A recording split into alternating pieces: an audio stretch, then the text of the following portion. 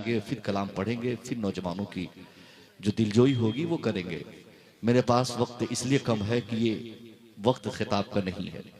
सही पूछिए तो खिताब के लिए एक हसास बशास चेहरा, वक्त बेहतर और हालात से साजगार रहना चाहिए, तब खिताब होता है। खिताब में पैगामात दिए जाते हैं, उन पैगामात पर अमल का शौक नौजवानों में तब पैदा होगा जब नौजवान उसे अपनी समात के कानों से समात करेंगे।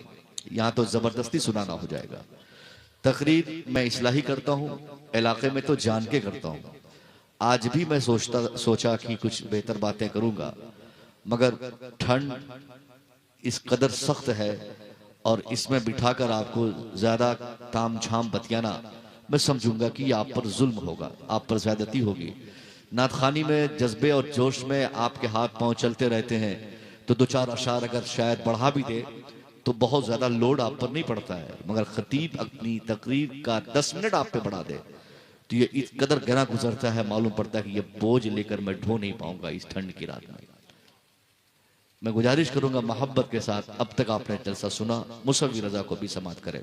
दुरूद शरीफ पढ़ें। अल्लाहुम्मा सल्ली अला सय्यिदना शफीना नबीना मुहम्मद बारिक वसल्लिम सल्लल्लाहु अलैहि या रसूलल्लाह सल्लल्लाहु अलैहि वसल्लम। मैंने एक आयत पढ़ी, अल्लाह फरमाता है तुम ला तुसलुन यौम इज़िन अनिन नईम, तुमसे तेरा रब फिर एक एक नेमत के बारे में सवाल करेगा। नेमत, एहसान, अल्लाह ने आप पर जितने एहसानात किए हैं, जितने एहसानात अल्लाह की तरफ से आप पर हैं, कुरान का ऐलान है कि कल मैदान महशर में अल्लाह हमसे आपसे सबसे अपनी तरफ से किए हुए तमाम एहसानात का सवाल फरमाएगा। कुरान एक जगह कहता है व इन तउद्दु निअमतल्लाहि ला तुहसूहा, if you want to count the entire wealth of Allah you can not count it. अगर तुम अल्लाह की सारी नेमतों को गिनना चाहो तो तुम नहीं गिन सकते। जितनी नेमतें अल्लाह की तरफ से हम पर की गई हैं, क्या नहीं दिया अल्लाह ने आपको साहब, क्या नहीं दिया। आपने कभी गौर किया? अगर आपके पास 1 कट्ठा जमीन है तो वो भी अल्लाह का एहसान है। अगर आपके पास 1 कमरे का मकान है तो वो भी अल्लाह का एहसान है। अगर आप चल पा रहे हैं तो ये भी अल्लाह का एहसान है। अगर आप देख पा रहे हैं तो ये भी अल्लाह का एहसान है। ये हमारे देहाती लोग, हमारे इलाके में अक्सर निराशावादी लोग रहते हैं, अक्सर एहसास कमतरी का शिकार लोग हो जाते हैं। ऐसे फोन करो तो बोलेंगे साहब धान खत्म हो गया, गेहूं खत्म हो गया, मकई खत्म हो गया। कोई ये बोलने को तैयार नहीं कि अल्हम्दुलिल्लाह मैं ठीक हूं। अगर 10 कुंटल मकई की जगह पर किसी साल अल्लाह उसे 8 कुंटल मकई उसी खेत में दे दे और वो आदमी से पूछा जाए मकई भिलौन, मकई हुआ, तो फौरन बोलेगा क्या हुआ, सब बर्बाद हो गया, कीड़ा लग गया, क्या हुआ, ये हो गया। यानी 50 शिकायतें कर देंगे मगर एक लफ्ज जबान से ये नहीं ला सकते कि अल्हम्दुलिल्लाह अल्लाह ने कम से कम 8 कुंटल तो अता फरमा दिया। एक आदमी उसका 5 बेटा कमाकर 10-20 हजार रुपया महीने में भेजता घर पे, उस आदमी को चाहिए कि वो अल्लाह का शुक्र अदा करे, कम से कम उसके 5 बेटे कमाने के काबिल तो है। मगर अल्हम्दुलिल्लाह बोलने के बजाय वो बंदा बोलता है कि क्या कमाता है, ये छोटा सा दिल्ली में जाकर टाइम बर्बाद करता है। यानी ना शुक्रा, निराशावाद, ये अल्लाह की नेमतों की नाशुक्री करके एहसास कमतरी के शिकार होने वाले हमारे लोगों ने आज इस जमीन को तंग कर दिया है। हमने अपनी जमीन को, किसी को नौकरी मिल जाए, अब वो पड़ोस वाला बोलता है साहब अल्लाह का मेरे ऊपर क्या एहसान है, पड़ोस में नौकरी मिल गई, मेरे बेटे को कहां मिली, उसको जमीन आ गई, मुझे कहां मिली, उसको मकान मिला, मुझे क्या मिला। यानी इस तरह की फिक्र जो हमारे ज़हन और दिमाग में आकर हमें और गरीब से गरीब कर दी है, इसी फिक्र से हमें लड़ना है, इसी फिक्र से पूछना है। हमें कहना है साहब अल्लाह की नेमत सिर्फ नौकरी नहीं है, अल्लाह की नेमत सिर्फ मकान नहीं है, अल्लाह का एहसान सिर्फ जमीन नहीं है, अल्लाह का एहसान सिर्फ आपके पैसे नहीं है। अगर अल्लाह ने आपको जिंदा रखा है और आप इस जमीन पर, इस धरती पर जिंदा है, अल्लाह की दी हुई सांसों का इस्तेमाल आप करते हैं, तो ये भी अल्लाह का बड़ा एहसान है। आपको शुक्र अदा करना चाहिए कि अल्लाह तेरा शुक्र है हम उन मुर्दों से बेहतर है जो अपनी अपनी कब्रों में लेटे हुए हैं। अल्लाह अगर सांसें छीन ले तो आप क्या करेंगे? एक एक सेकंड में अल्लाह डबल एहसान फरमाता है। आप क्या समझते हैं, आप दौलतमंद होंगे तभी अल्लाह का एहसान होगा? नहीं, दौलतमंद, पैसे वाले, अमीर, जिसके पास जितने पैसे, वो उतना फंसेगा, वो उतना उस कदर वो वहां परेशान रहेगा। चूंकि जिनके पास जितने पैसे होंगे उनको उतना तगड़ा, उतना लंबा, उतना जखीम उनको हिसाब भी देना होगा। और जो बेचारा किसान है, मजदूर है, मजदूरी करता है, उनके पास कमाई कम है, अर्निंग कम है, खर्चे कम है, तो हिसाब भी कम देना होगा। इसलिए अब आप अपने दिमाग से ये निकाल कर सिर्फ ये बिठा लीजिए कि अल्लाह का आप पर बड़ा एहसान है। अल्लाह ने आपको चलने की ताकत दिया, अल्लाह ने आपको बोलने की ताकत दिया, अल्लाह ने आपको समझने की कुव्वत दिया, अल्लाह ने आपको खेती बाड़ी करने की ताकत दिया। ये सारी चीजें अल्लाह का एहसान है। अल्लाह चाहता तो लूला पैदा करता, अल्लाह चाहता तो लेंगड़ा पैदा करता, अल्लाह चाहता बहरा बना देता। पूछिए उन बहरों से जो आपके गांव में बहरे हैं, जो लूले हैं, जो लेंगड़े हैं, क्या कमी थी वो लेंगड़ा हुआ? वो लंगड़ा है मगर आपको पांव दिया, वो लूला है मगर अल्लाह ने आपको हाथ दिया, वो अंधा है मगर अल्लाह ने आपको आंखें दी, आंखों में बीनाई अता फरमाई।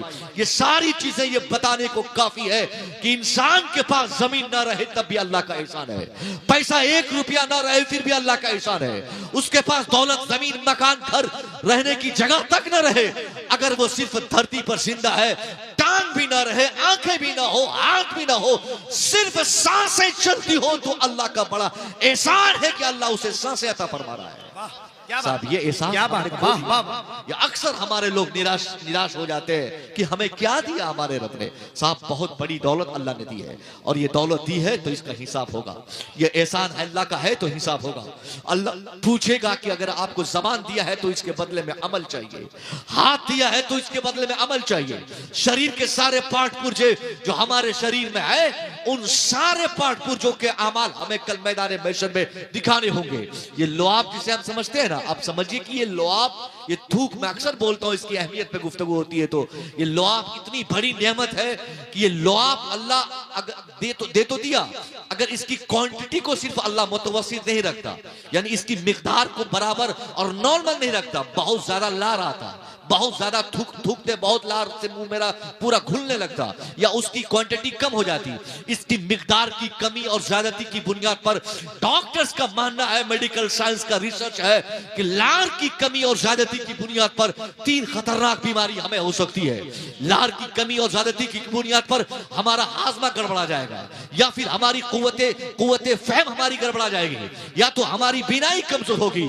तो एहसान रब का है कि अल्लाह ने सर दिया, सर में जबान दिया, जबान के बीच में अल्लाह ने लार दिया, और उस लार यानी थूक की क्वांटिटी को नॉर्मल रख के हमारे रब ने हम पर कितना बड़ा एहसान किया कि हमको पागल होने से बचाया, हमारे हाजमे को दुरुस्त रखा, हमारी बीनाई को मजबूत रखा। तो कल मैदान महशर में आप अंदाजा फरमाइए, सर के बारे में छोड़िए, हाथ के बारे में छोड़िए, पांव के बारे में छोड़िए, अगर सिर्फ थूक के बारे में हमारा रब हमसे पूछ ले कि बंदा ये थूक देकर 3 बड़े एहसानात किए, बता कि थूक के बदले में तेरा अमल क्या था। तो हम में से कोई ऐसा नहीं जो इस अमल का, इसके बदले में अपना अमल दुनिया का अमल पेश कर सके और अल्लाह को कह सके कि अल्लाह मैंने थूक के बदले में ये काम किया। कोई नहीं है। हमारा अमल कितना खराब है, कौन सा अमल दिखाएंगे? सुबह हम खेत जाते, शाम मार्केट जाते, दिन भर साहब दुकान पे बैठते, नेकी हम कब किए, अच्छाई हमने कब की? एक नेकी तक हमसे नहीं। अजान, नमाज, ये सारी चीजें तो ये फर्ज इलाही अल्लाह की तरफ से फर्ज है, नमाज, रोजा, हज, ज़कात, ये तो करना ही करना है, मगर जो बुनियादी तौर पे फराइज जो अल्लाह के बंदों के ताल्लुक से है, ये तक हम नहीं कर सकते। एक बंदे की मदद करना, एक किसी बंदे के लिए खड़ा होना, किसी के लिए तड़पना, किसी के आंसू पोंछने का काम करना, ये ऐसे छोटे छोटे और बड़े इनामात हैं। इबादत छोटी है, काम छोटा है, मगर इसके इनामात बड़े हैं। ये तक हमसे नहीं होता। 1 रुपया किसी मदरसे के नाम पर अगर कोई मांगने आ जाए तो साहब ऐसा मालूम पड़ता कि भूत सवार था हमारे बदन में, 20 रुपया निकाल के देते तो जान निकल जाती।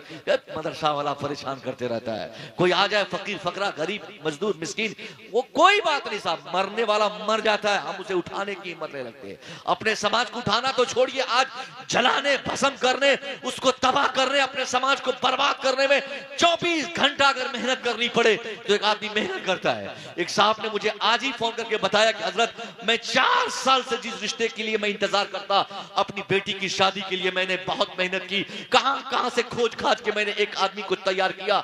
मेरे पड़ोस का एक शख्स 17 किलोमीटर दूर अपनी साइकिल चला के गया और उस रिश्ते को वो भंगा दिया। ये जालिम लोग हमारे समाज में, ये जालिम ख्वाहिश करेगा कि मैं जन्नत जाऊंगा, ऐसे बदखुल के इंसान बोलेगा कि मैं जन्नत जाऊंगा।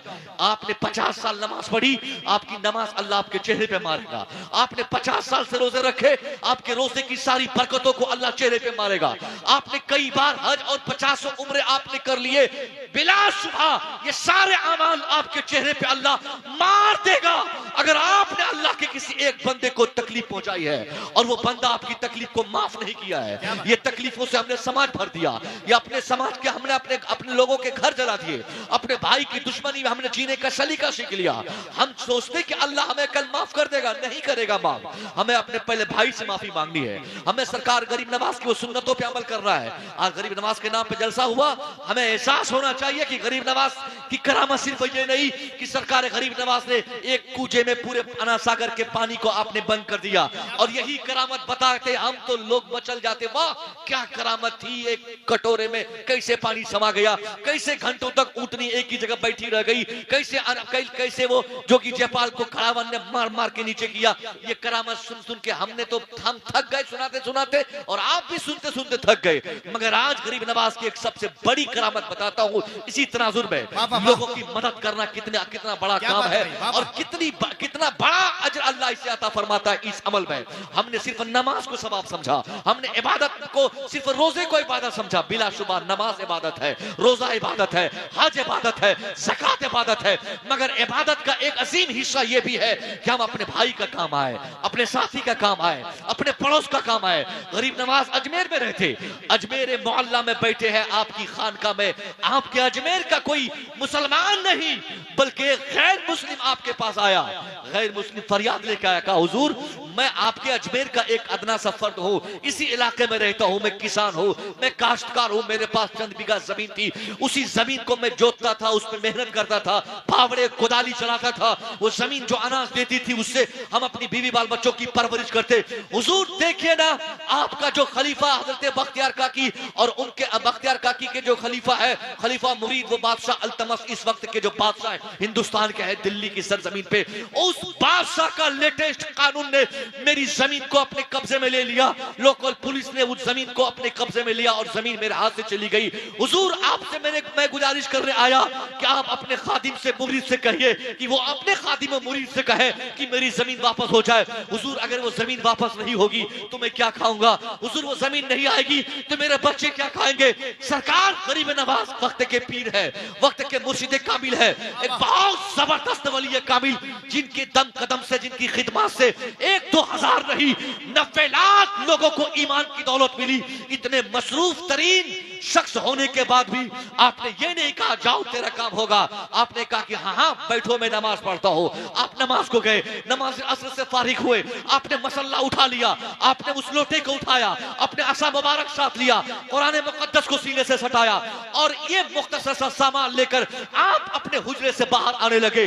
वो किसान मजदूर पीछे पीछे हुआ, उसने कहा हुजूर आपने बताया नहीं काम कब तक होगा। कहा मैं तेरे काम से ही जा रहा हूँ, तुम अपना घर जा, 2-4 दिनों में तेरा काम होगा, 1 हफ्ते में 2-4-5-10 दिन में तेरा काम जरूर होगा। ये आपने आश्वासन देकर, उम्मीद देकर, ये भरोसा देकर आपने उस मजदूर को वापस कर दिया। सरकार गरीब नवाज अजमेर मोहल्ला में है, वहां से आपने मसल्ला लेकर, लोटा लेकर, तस्बीह लेकर, कुरान लेकर आप पैदल चले। कहां के लिए साहब? अजमेर से दिल्ली की मसाफत कितनी है? तकरीबन 400 किलोमीटर दूरी है। अजमेर से दिल्ली की दूरी डिस्टेंस तकरीबन 400 किलोमीटर की है, यानी 3.5 या 450 किलोमीटर है मान लीजिए। और इस वक्त आज की दुनिया रही, वो उस वक्त की बात है। रास्ते में पथरीले रास्ते थे, रास्ते में कटीले रास्ते थे, रास्ते में तकलीफ दे चीजें थी, रास्ते में पहाड़ थे, बहुत ज्यादा तकलीफ हो रही थी। मगर उसके बावजूद आप बगैर किसी सवारी के, बगैर किसी हथियार के, बगैर किसी आले के, बगैर किसी जुगाड़ के आपने अपने कदम मुबारक से पैदल चलने का इरादा फरमाया। अजमेर छोड़ा, आप अजमेर से दिल्ली तशरीफ लाए। दिल्ली जैसे आप हाजिर हाजिर हुए, अब आए, तशरीफ लाए, फौरन बादशाह देखा, बादशाह देखने के बाद खुश हुआ, कहा पूरे पूरे पूरे सल्तनत में ऐलान करो कि साहब हमारे घर हमारी कुर्सी पर बैठने के लिए, इसको जीनत बख्शने के लिए हमारे शहंशाह जो असल शहंशाह है वो तशरीफ लाए है। गरीब नवाज की आमद हुई, पूरा महल को रंगा गया, पूरे महल को सजाया गया, पूरा डेकोरेट किया गया, बादशाह खुश हुआ। सरकार गरीब नवाज आए, बस दो चंद बातें हुई। आपने फरमाया कि मैं अजमेर से दिल्ली आया, एक छोटा काम था। का काम क्या हुजूर? का काम ये कि मेरे अजमेर का एक किसान, उसकी जमीन तेरे नए कानून के मुताबिक जो तूने जीएसटी का, यानी आज के जमाने की जीएसटी बना बोलते हैं या लगान बोलते हैं, तूने जो लेटेस्ट लगान का कानून नाफिज किया है, इस कानून के तहत उसकी जमीन को लोकल पुलिस ने अपने कब्जे में ले ली है, वहां की लोकल गवर्नमेंट ने अपने हाथ हथिया ली है। इसलिए मैं ये गुजारिश करने आया कि मेरे अजमेर के उस किसान की जमीन को रिलीज की जाए, ताकि वो किसान बीवी बाल बच्चों के साथ जिंदगी गुजार सके। सरकार गरीब नवाज ने इतनी बात कही, वो खादिम तमाम इकट्ठे हो गए। बादशाह तमस का हुजूर, ये इतनी सी बात और इतनी लंबी मसाफत तय करने की क्या हाजत थी?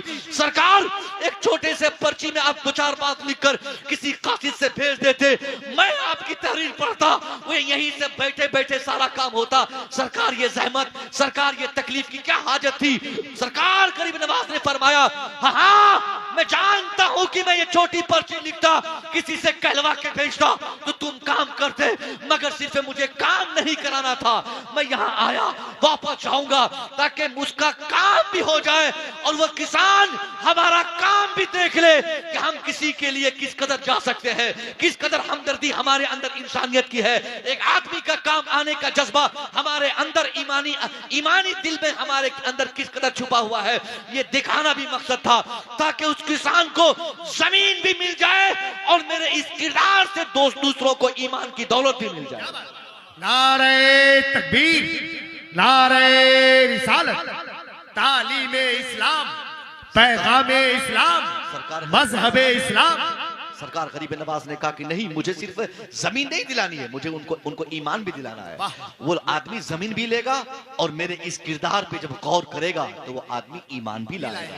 ये है इंसानियत के ऊपर काम करना, मगर हमने इसे फरामोश कर दिया। पूरा समाज, नादिन भाई, ये हमारा माहौल जल गया। ये सब हासिद लोग, जलने वाले, चिढ़ने वाले, जलन से भस्म हो गए सब लोग।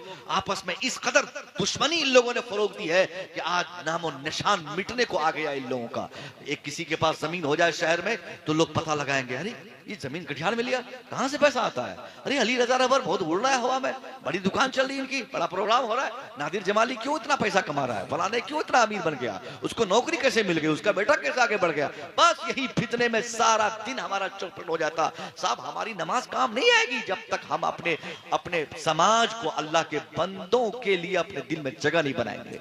हमें अल्लाह ने पैदा किया, हमदर्द बनाया, हम इंसान है, जानवर नहीं है, कुत्ता नहीं है। कुत्ता होता है जो सिर्फ अपने पेट के लिए इस मोहल्ले से उस मोहल्ले अपनी भलाई चाहता है। कुत्ते की फितरत क्या है? इस मोहल्ले के कुत्ता को देखेंगे दूसरे मोहल्ले में चला जाए, सारे कुत्ते भिड़ जाएंगे उसको भगाने के लिए। भाग कैसे, तू क्यों मेरे मोहल्ले में आ गया? यहाँ की सारी हड्डियों का मालिक मैं हूँ, यहाँ की सारी नमक रोटी जो गिरी हुई रहती सब मैं खाऊंगा, तू क्यों इधर आ गया? वो कुत्तों की फितरत है। और अगर हमारे अंदर ये फितरत रहे, हम भी यही काम करने लगे, तो गोया हम इस आदत में कुत्तों से बदतर हो गए। हम तो जानवर नहीं साहब, हम तो इंसान है। कुत्ता अपना पेट पालता है, अगर हम भी अपनी पूरी जिंदगी में सिर्फ अपने पेट पालने के चक्कर में रहे और दूसरों की फिक्र ना करें, तो समझिए कि साहब हमने कोई बड़ा काम नहीं किया। हम इंसान हैं, अल्लाह ने पैदा किया है इसलिए ताकि हम अपना भी काम चलाए और हमारी वजह से दूसरों का भी काम चले, दूसरों का फायदा हो, दूसरों की भलाई छुपी रहे। हम भूल गए उस बात को। सरकार तो आलम ने सैयदा आयशा से फरमाया, आयशा मांग, आज क्या मांगती है? आयशा तू आज जो मांगेगी मैं दूंगा। शौहर अगर बीवी से आज इस जमाने में कहे कि तू मांग क्या मांग रही है, तो आज की हमारी बहनें अपने शौहर से कहेंगी कि चलिए वो बसोबास अपने नाम मेरे नाम पे कर दीजिए, वो 2-4 कट्ठा जमीन जो बची हुई है सब लिख दीजिए, वो पैसे जितने अकाउंट में मेरे नाम पे ट्रांसफर कीजिए, और जो पॉकेट में पैसे हैं वो जेवर महल जाके सारे जेवरात खरीद दीजिए। अब एक मतलब जब तक भिखारी नहीं बना देंगी हमारी बेटियां, हमारी बहनें अपने शौहर को, तब तक उसका दिल नहीं भरेगा। सैयदा आयशा से हुजूर ने फरमाया, आयशा बोल तू क्या चाहती है?